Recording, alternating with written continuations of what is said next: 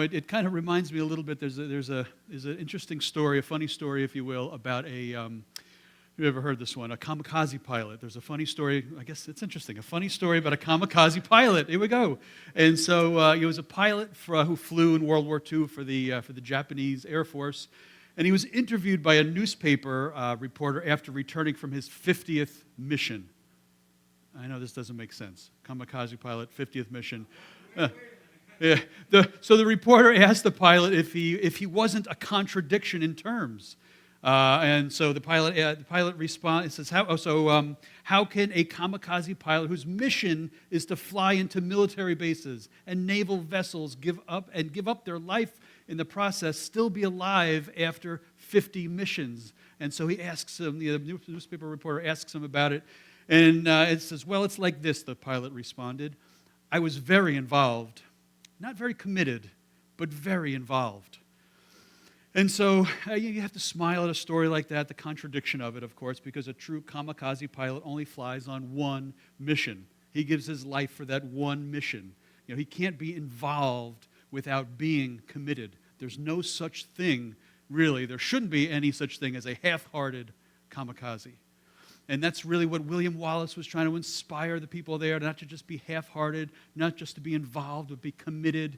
And it's exactly what we're going to talk about today as we're going to actually wrap up our Habitudes series. And so Habitudes is the series we've been looking at, habits and attitudes that number one, help us simply to live better lives as we follow Jesus and also to live lives of influence we've been talking about as we live our lives for Jesus. So what kind of habits and attitudes can we put into our lives to help us live them better and live them in a way that influences others as we live our lives? And so we've looked at a lot of habits. The last two have been a little bit of attitudes. And so today is going to be the same thing, another attitude that we are to take.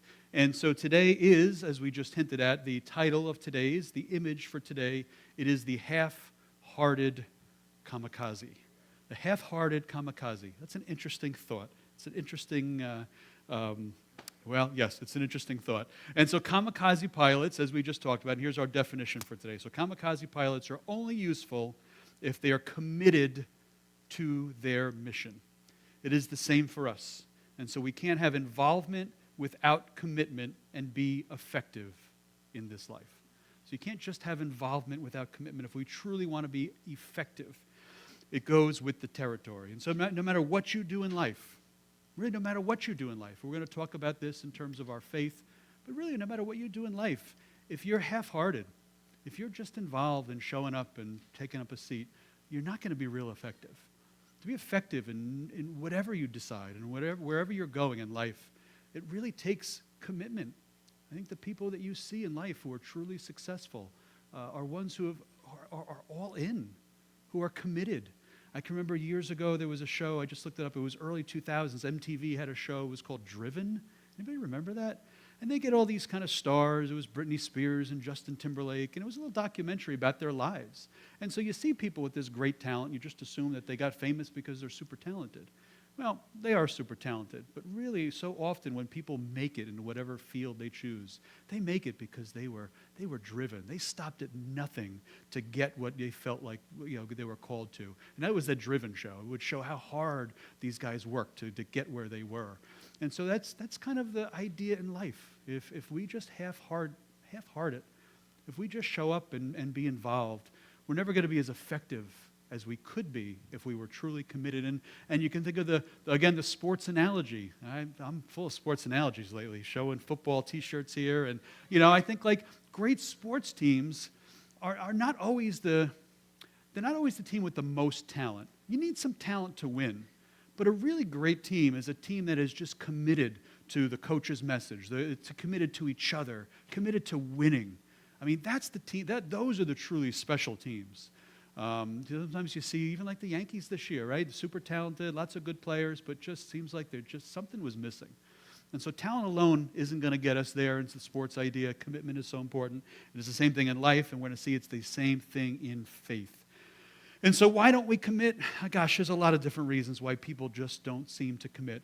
Our communities and our groups are filled with people who are involved but not committed.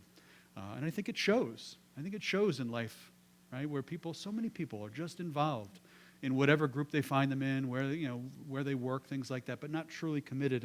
And why? I don't know. Too lazy? I don't know if that's the right thing. That might be, maybe people just don't have maybe feel like they have the energy to jump in. Not motivated. Maybe there's an attitude part of it. They just don't feel motivated why they don't jump in. It could be even nowadays that there's just so many opportunities in life. There's so many different places where we could commit ourselves, where we can give of our time and our energy and our money, that people just don't want to pick one.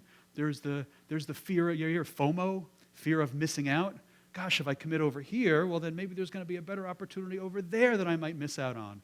And so there's so many different reasons why, as just a society, we have this really almost an aversion to truly committing to something.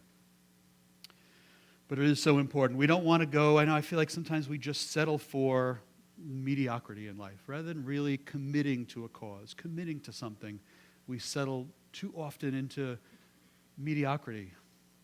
And mediocre is an interesting word, right? Mediocre, I've never known this. I looked this up this week. So mediocre is a word that was first used to describe rock climbers or mountain climbers who would start a climb to the top of the hill or the mountain but didn't finish.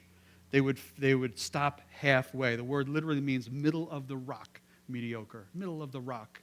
And so it would describe rock climbers who would set off to start to do it and just wouldn't finish it. And I feel too often we settle just for mediocrity in terms of our just being involved but not committing. How's this for a story of commitment? At 15, Joan of Arc knew her life's mission. At 17, she led 3,000 French knights into battle. On one occasion, she told a military general, "I will lead the way over the wall."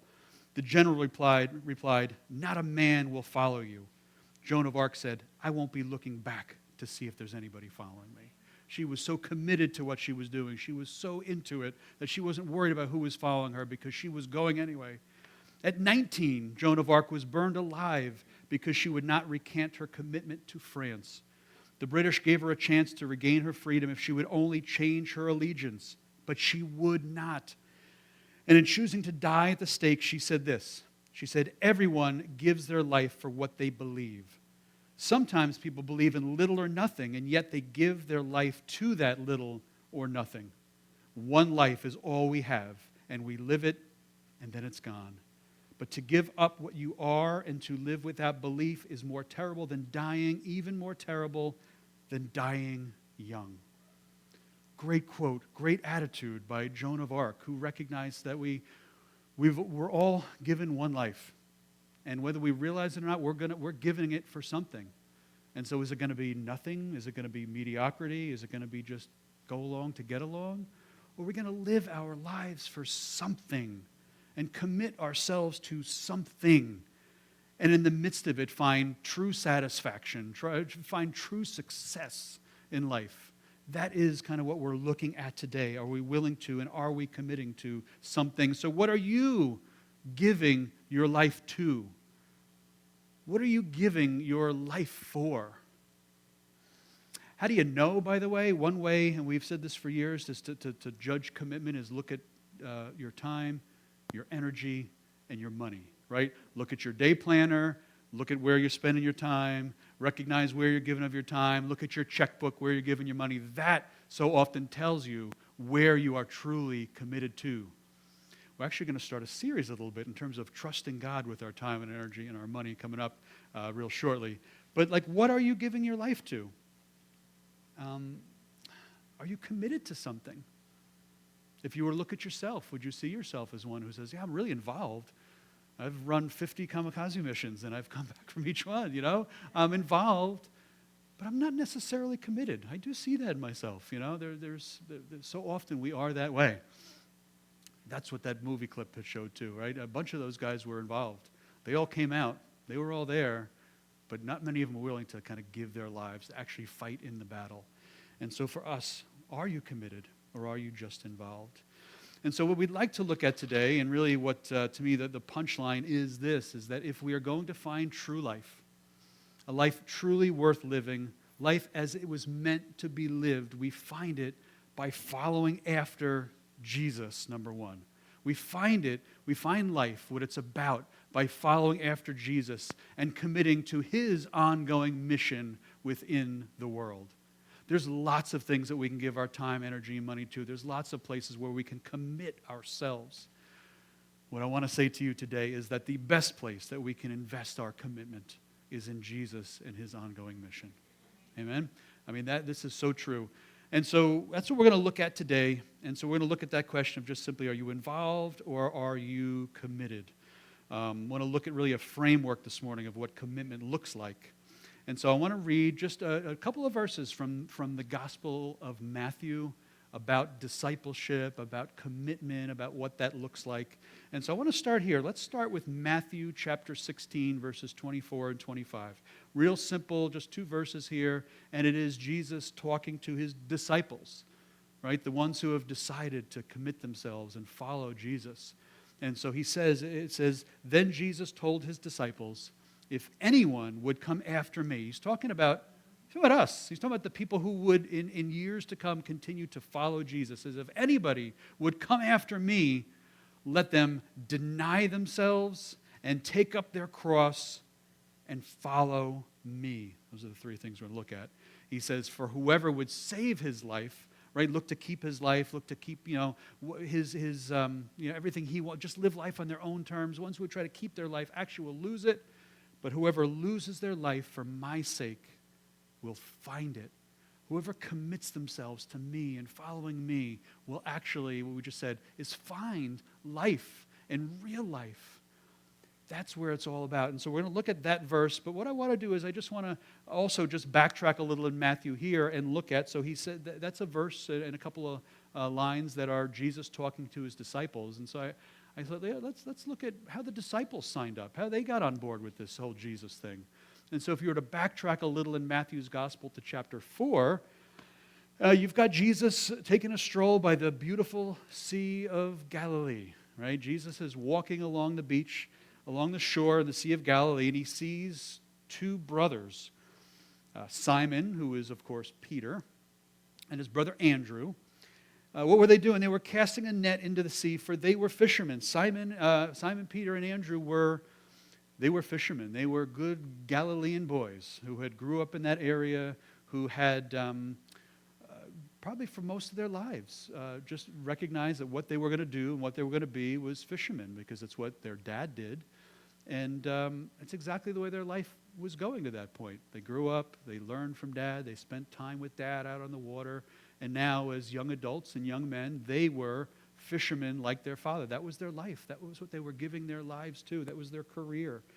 Until, of course, their lives intersected with Jesus and his story. And so he sees them casting a net onto the sea, and Jesus says to them, hey, follow me, and I will make you fishers of men. And so rather than giving your life to just simply catch fish, I'm going to change your life. Come follow me, and things are going to look a little different. No longer going to catch fish. You're going to actually partner with me in catching what? Other men and women and people for the message of the cross.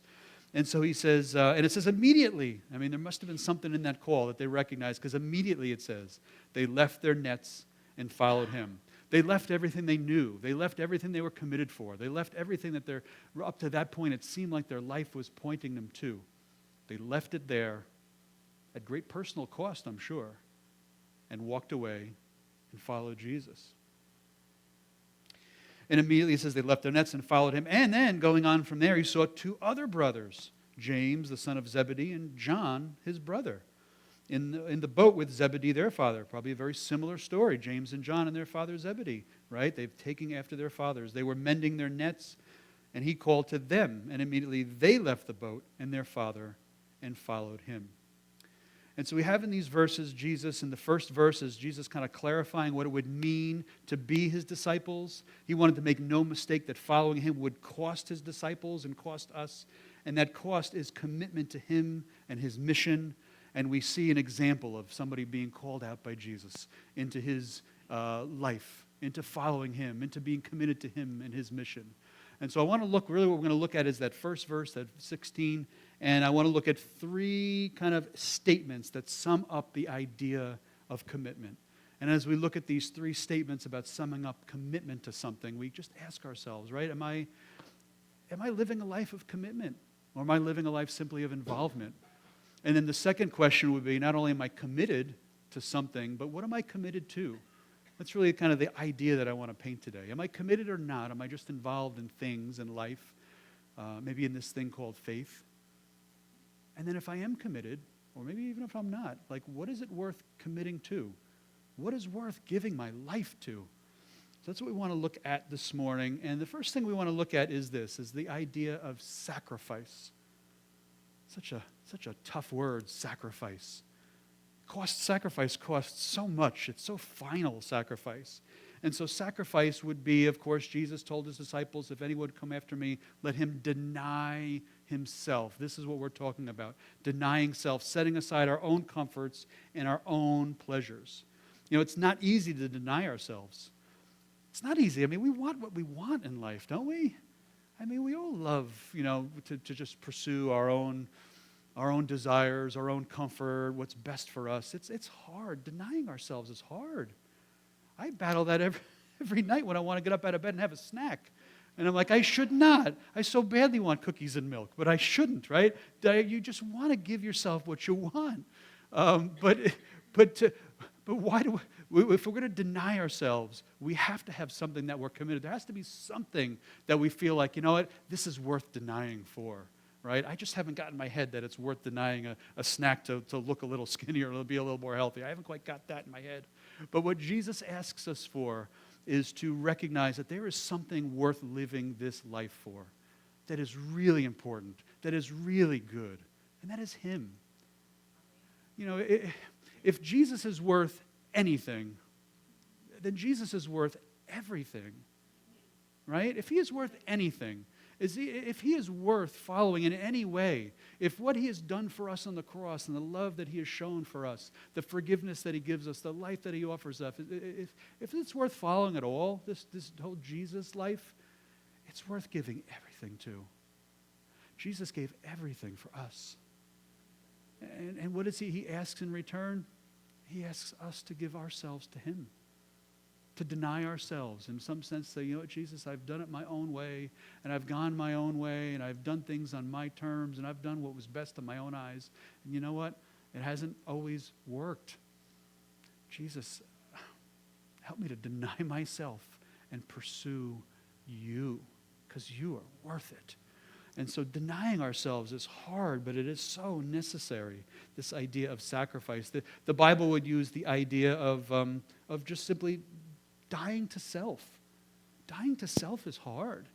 You know, we're called in the Bible to offer your bodies as living sacrifices, holy and pleasing to the Lord. Denying ourselves is hard. What did Lou always say? You know, he would say that living sacrifices are hard because they tend to crawl off the altar. You know, and so we give ourselves to the Lord, but then we kind of take a step back. And we give ourselves and we take a step back. He says, let's give ourselves completely to Jesus, for He is worth it. Great line here from Dietrich Bonhoeffer in his book, The Cost of Discipleship. You may have heard this. I'm going to read a little bit of a larger excerpt. But Bonhoeffer would talk about this in terms of discipleship, of stepping into faith in Jesus, and walking that out for a lifetime, learning from Him and growing from Him. And so he would say, the cross is laid on every Christian. He says, the first Christ suffering which every man and woman must experience is the call to abandon the attachments of this world. It is that dying of the old man which is the result of his encounter with Christ. So he starts to talk about how when we encounter Christ, there's a calling to give up this world, to give up the world and its passions and its priorities, and give them up to follow Jesus. And so he says, as we embark upon discipleship, we sacrifice ourselves to Christ in union with His death. We give over our lives to death, just as Jesus has died for us. We, in a sense, die to this life to live for Christ. He says, thus it begins. The cross is not the terrible end to an otherwise God-fearing happy life. It's not the end when we give ourselves to Jesus. It's not the end when we die to ourselves.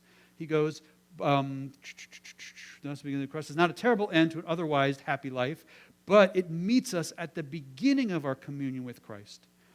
when Christ calls a man, he bids him to come and die. It may be a death like that of the first disciples who had to leave home and work to follow him, or it may be a death like Luther's who had to leave the monastery and go out into the world, but it's the same death every time. Death in Jesus Christ, the death of the old man at his call. And so there's a sense as Jesus calls us into relationship with him, he is calling us to die to ourselves, die to our old ways of life, and commit ourselves to him. That makes sense? There's a sacrifice as we follow this call of Jesus. As Jesus says, come and follow me. It is then to say, yes, Jesus, I want to do it your way. And it costs us something. It cost the disciples, right? They left their jobs, their families. The disciples, all but one of them, paid for the decision with his life in following Jesus. It's not always easy. As we're going to talk about in a little while, though, it is worth it. We may not have this calling, but we are called to turn from our own self-focused life and choose him. So often involvement looks like trying to do both, is to continue living our own life. Simply, I'm just panting involvement versus commitment. Involvement in Christ usually looks like we're trying to straddle two different places. We're trying to live our lives for Christ, and we're just trying to live our lives for ourselves, right? We have feet in both places. We're still pursuing our own passions. We're still pursuing life as we want to live it, but yet maybe part of our lives are given to Jesus. Jesus calls us into deeper water with him. Like we can be involved, and that's good, but he calls us to commitment, calls us to self-sacrifice, to follow him with all of ourselves. I was going to wear our shirts, our baptism shirts that say what? All in. That's what Jesus calls us, to be all in to him, with him, and for him. This is the way the Apostle Paul saw his life. In Galatians 2:20, this great verse, right? So Paul would say, I have been crucified with Christ.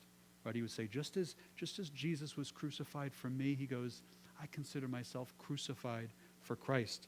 It is no longer I who live, but Christ who lives in me. And the life I now live in the flesh, I live by faith in the Son of God, who loved me and gave himself for me. And so the Apostle Paul was certainly all in. He looked at his life and said, it's not my own anymore, Jesus, it's yours. And I am not just involved, I am committed, Jesus, to what you're doing. Sacrifice is the way so often that commitment looks. And I think that's something that I had to get into my own heart, my own life, I think, when we came into faith here at the church. You know, when we came in off the street here at the Vineyard 20 plus years ago, you know what, it was interesting because my life, I was always, at least in my own eyes, a good person. Right? I was married to my high school sweetheart. I had 2 cute little kids. Like everything was really, really good. I didn't have so many of you find Jesus like in the really hard times. And so there's people with amazing testimonies where, you know, God has rescued you out of addiction or brokenness or depression, or there's so many. That was just not my story. But one of the things that I think I really had to kind of get through my head was that and I think really opened my eyes when I met Jesus, was the need to stop living my life simply for myself. I had no purpose, really, or no point. My purpose was just to make myself happy. And I had a wonderful family because, you know what, when my family's happy, I'm happy. So really, you know, living my life was just about me. And so along the way, as we started to come into church and we recognized who Jesus was, one of the real changes in my life was this. It's not about me. It's not just about me. There's something more to give my life to. There's something more important than just my own happiness and my own peace and what, you know, there's something more. And I found that in terms of committing myself and my life to Jesus. And can I just say that I regret none of it. It is, to me, the best way to live life is to live life in relationship with Jesus. Right? When we give ourselves, and I'm probably giving away the end a little bit here, but like when we give ourselves to him, it's not always easy, but it's always good. You know? And so when you young folks or any folks, you want excitement out of life, you want a life that makes a difference in other people's lives, you want a life that just counts for something, say yes to Jesus. Like commit yourself to him and his ongoing mission in the world. And then you end up living a life that you find yourself in places that you would never expect, doing things that you would never have planned on. but making a difference in other people's lives and at the same time feeling completely fulfilled. Commitment and sacrifice can sound like a scary word. Oh my goodness, how can I sacrifice? If I sacrifice, then who's gonna look to me? Who's gonna look out for me? Right? If I give up my own way and my own passions. When we give it up to Jesus, and actually what does he say in that verse? He goes, when if you try to hold on to your life, actually you lose it. But when you lose your life for me and the gospel, you actually find it. That is why sacrifice is so important in terms of commitment. And so sacrifice is the first idea, right, in terms of commitment. Commitment looks like sacrifice, but also commitment looks like purpose. Purpose. Jesus would say, if anybody was going to follow me, come after me, let him deny himself, sacrifice, and then take up his cross is the next thing he says.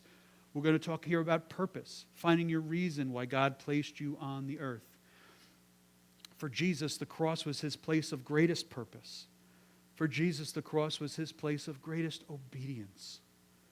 Jesus in the Garden of Gethsemane, while he was preparing, he knew his crucifixion, his death was just so, it was almost there. And he's sweating it out and praying before the Father and crying out to him. But what does he say in John chapter 12, verse 27? He says, my soul is now my soul is troubled. And what shall I say? Father, save me from this hour? Like, just take this away.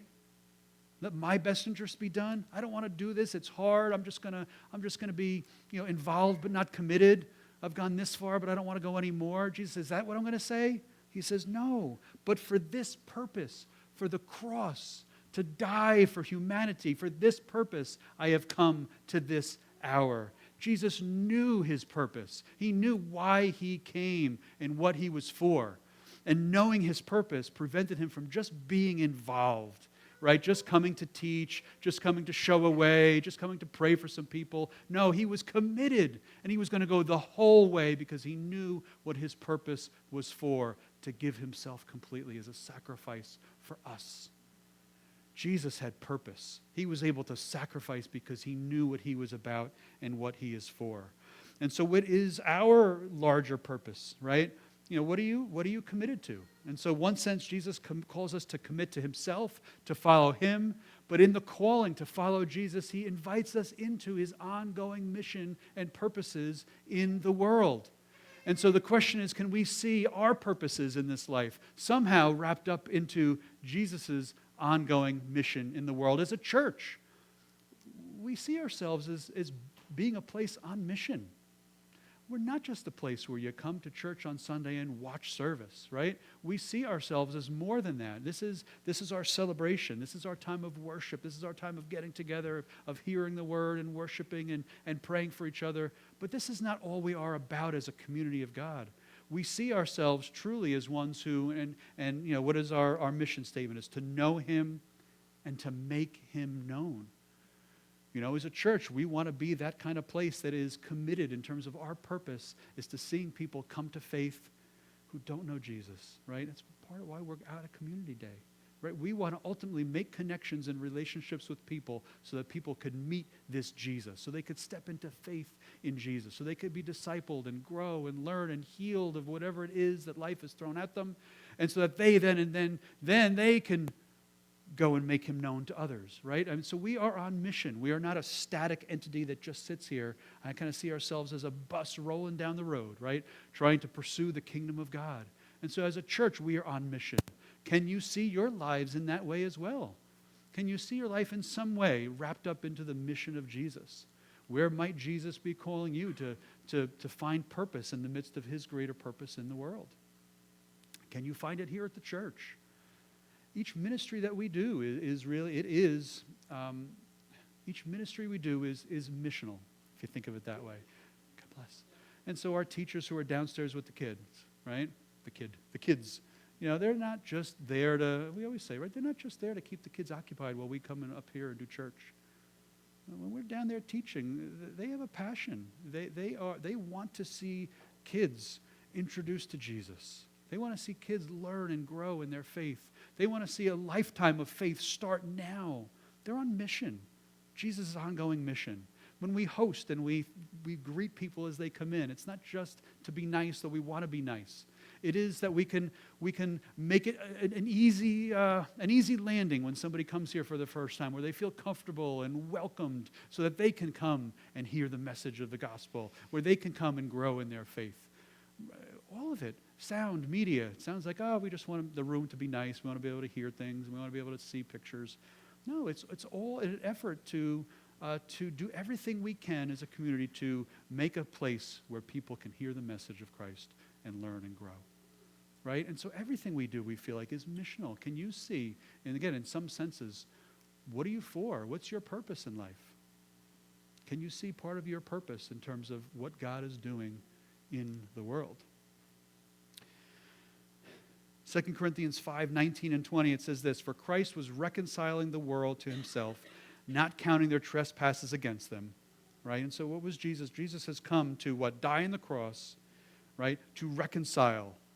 Take two things that were separated and bring them together, right? Sinful humanity, perfect and holy God, bring them together, not counting their trespasses. How does he do them? How does he do that? By dying on the cross and forgiving us our sins, removing everything that would keep us from God, right? This is what Jesus came to do. And he goes, and Paul would say in Corinthians here, and then Jesus entrusts to us, the church, his message of reconciliation.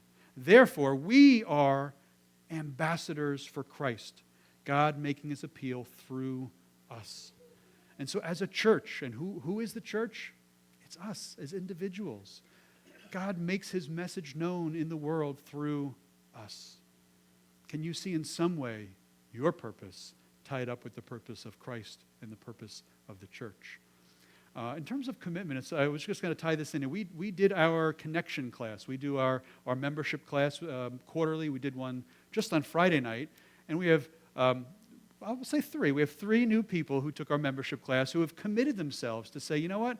I want to follow Jesus here at the Vineyard, and I want to kind of see my life wrapped up and committed to the purposes of Christ here at the Vineyard. And so I think 2 people are second service people, but we have, Ellie. So there's a young lady named Ellie who is now part of our church. I didn't write down last names. And Fran. There's a Fran who's part of our church now. And Wendy Berger in the back. And so Wendy, just give a wave. Congratulations and welcome. I'd like to welcome our folks as they take the class. And so it is in a sense of like finding purpose in terms of God's greater purposes. And so as you look at your time, energy, money, right, where you spend it, what you do, can you see it in terms of finding mission here at the Vineyard? I hope that makes sense. And so purpose is so utterly important in terms of commitment. Do I see myself as part of something bigger that's going on, that is worth giving my life to? And the last thing is this, is determination. So Jesus, again, would say, if anyone would come after me, let him deny himself, sacrifice. Let him take up his cross, right? Find mission and purpose. And then he says, and then follow me. Follow me through your decisions until they are complete. Follow me is this is the second part to dying to self, right? So it's to leave myself as the center of my life and to follow Jesus. This is the ongoing nature of discipleship. When Jesus says, follow me, that doesn't mean just come once and follow me. It means follow me and continue to follow me. And so there's an aspect of determination to seeing something through, to seeing something for the long haul that goes into commitment. For me, and this is what's awesome in terms of finding mission in Jesus, is that through the Holy Spirit, he provides. I am not a very determined person, to be honest with you, right? This is how I say this often. This is how I know that Jesus is real. This is how I know that his Spirit lies within me, is that I have joined every gym in Putnam County and Dutchess County. We just left Planet Fitness again like a month ago. We just said, we can't do this. We pay $10 and we don't go. Because I don't follow through with things. I'm excited for it for a little while, and then it fizzles out. Right? How do I know this Jesus thing is real? I say this all the time because 22 years ago, we walked into the church and we found faith and Jesus became real in our life. And the Holy Spirit has taken up residence in us. If this wasn't real for me, right, it would have been a great 2-year ride maybe here at the Vineyard. And it might have served some purposes and it might have been really nice. And as I had 1 foot here and 1 foot in just living my own life, it would have been really nice for a time. I might have been involved. but we got committed. We sacrificed ourselves for the purpose of Christ and the message of Christ and to follow him. And then in terms of the determination of living it out, he does it. Right? There's just something about when we commit ourselves to him, he's already committed himself to us, but he walks it out with us. And he gives us this is not determination of just grit your teeth and see it through and you can do it. It is when we when we give ourselves to Jesus, when we find our purpose in him, when we say, I want to be all in, he gives us what we need to follow it out and follow it through. And this is what I was going to hit earlier, is that we find that when we do this, we don't lose our life. We actually find it. I was just sharing with somebody the other day about, to me, softball was such a huge part of my life. I loved baseball in high school and then softball. And then, I was a nuts softball player, play a couple nights a week. And then we came to church. And I found the Vineyard softball team. We started playing softball here. And I really just felt like the Lord had said, because, we were coming home, working all day, and then I'd come home and I'd say hello to my wife with 2 young kids, and then I'd just leave and I'd go to play softball. I just felt like the Lord saying, you can't keep doing this. I think maybe we were having, Emily, our third child at that time. You just can't keep doing this. You need to give up softball. And it's amazing I say this with all honesty, I never missed it. When I gave up that thing that was so important to me because I felt like Jesus was saying, do it, I didn't miss it at all. And I mean that truly. And so when God calls you into this relationship with him, when he calls you into self-sacrifice, when he calls you into finding purpose in him, when we give up ourselves for him, we're really not giving up. Matter of fact, we're finding life. Look what Jesus says here. I think this is it here. Let's see. Mark 10, 29 through 30. Jesus says, truly I say to you, there is no one who has left house or brothers or sisters or mothers or father or children or lands for my sake and the gospel, and maybe I'll add in there, has left softball, right, or whatever he is calling you to say, what, I want to pursue you. There's no one who has left anything for my sake and for the gospel, right, to follow me and my continued mission in this world, that will not receive 100-fold now in this time houses and brothers and sisters and mothers and children and lands with persecutions. It's not always going to be easy. He doesn't promise any perfectly easy ride. There actually may be some more difficulties that come in our lives because of it, but we will receive 100-fold now in this time and in the age to come, eternal life. This is not a subtraction kind of mathematical equation when we give to the Lord. Actually, it is a multiplication kind of mathematical equation going on.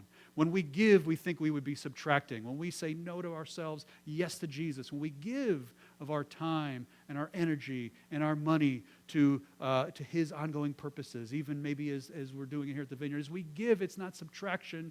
We find actually that things are multiplied back to us. That is God's economy. That is God's mathematics. When we give, we can't outgive God.